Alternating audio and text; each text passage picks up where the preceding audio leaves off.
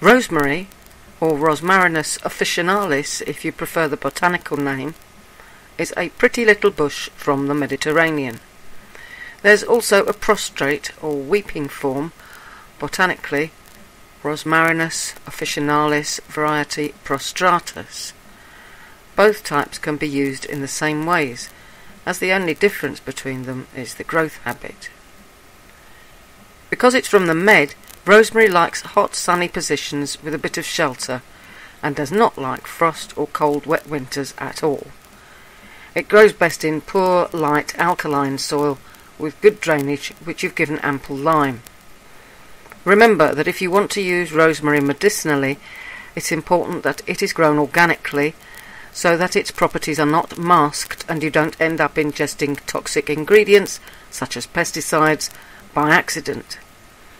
In climates like the UK, rosemary has a tendency to die without warning, so it's a good idea to have more than one plant. The best bet is to take cuttings regularly. Any spares can be passed on to friends or the local plant sale. To grow from seed, sow under cover from spring to early summer, barely covering the seed, or outdoors in early summer about a ½ inch or centimetre deep. Put them in their final position in fall or after the last frost date in spring. In areas with harsh winters, your plant will appreciate being brought into a porch or conservatory when the season turns, or you can cover it with a fleece or a cloche, or rely on your stock of cuttings. Rosemary does not like having its roots disturbed, so if you will be bringing it indoors, grow it in a pot from the get-go, potting on as required. A full-sized plant will end up in a pretty big pot. Leaves and flowering tops are collected in spring and early summer as you need them, or you can dry them for later use or distill them for oil if you're feeling ambitious. After flowering, the traditional advice is to prune plants back so as to stop them getting straggly. This would be a good opportunity to get some drying material for use in the kitchen. It's a slightly bitter herb, but makes a great addition to lamb or chicken if used fairly sparingly, as well as lots of other uses. Before I go on, I need to point out that anybody who suffers from high blood pressure or epilepsy should not use rosemary in large amounts or as herbal medicine. You should be fine using it sparingly in cooking, though. Rosemary is pregnancy safe at a maximum dose of 1 cup of half-strength standard infusion per day. Please don't use rosemary oil maceration or essential oil during pregnancy, even on hair or skin.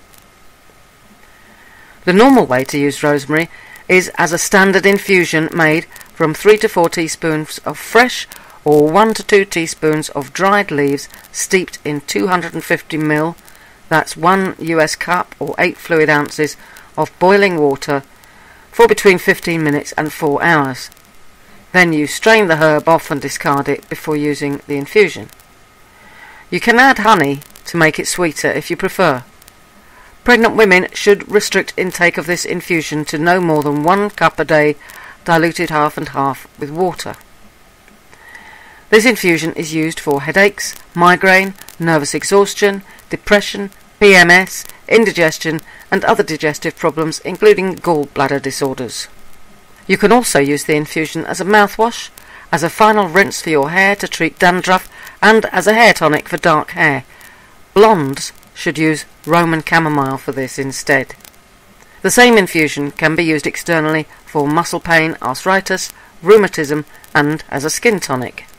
If you suffer from neuralgia, a cold compress made by dipping a clean cloth into a cooled standard infusion and putting it over the affected area will help to ease the pain, although it's unlikely to provide a complete cure. You can make a rosemary oil maceration by filling an airtight jar with fresh rosemary and covering it with good quality oil. Olive oil is good. Go for the cheapest type or the smell of olives will overpower the rosemary scent.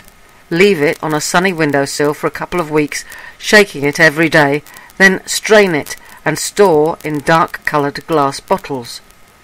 Don't be fooled by this picture. You'll need to use much more rosemary than this to get a decent result.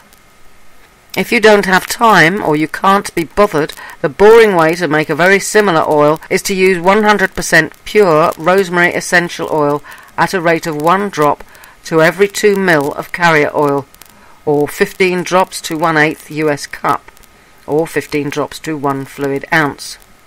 Once you've made the oil, you can use it as a hot oil treatment for your hair. Whichever type you're using, warm up the oil, not too much, despite the name hot oil treatments actually use warm oil, and apply it to clean hair, massaging it well into the scalp. Wrap your head in a towel and leave it for 2 to 3 hours or overnight, then wash the oil out with a mild, non-medicated shampoo. You can use the same method to treat cooties if necessary. That's head lice for those of us in the UK. The oil will suffocate the little blighters, and the rosemary aroma is also a deterrent.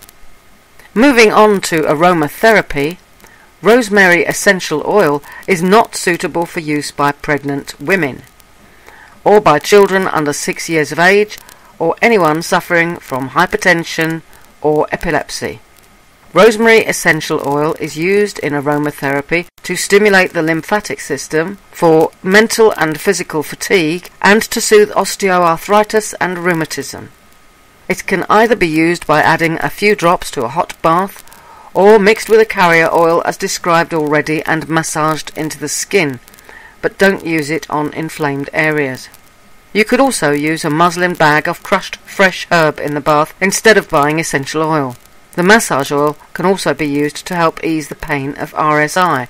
However, this is not a cure, and you should discontinue the activity that caused the condition, if at all possible, or find a new way of doing it that does not use the same movements. I hope you'll find these hints and tips about how to use rosemary and its essential oil helpful. Thank you for listening.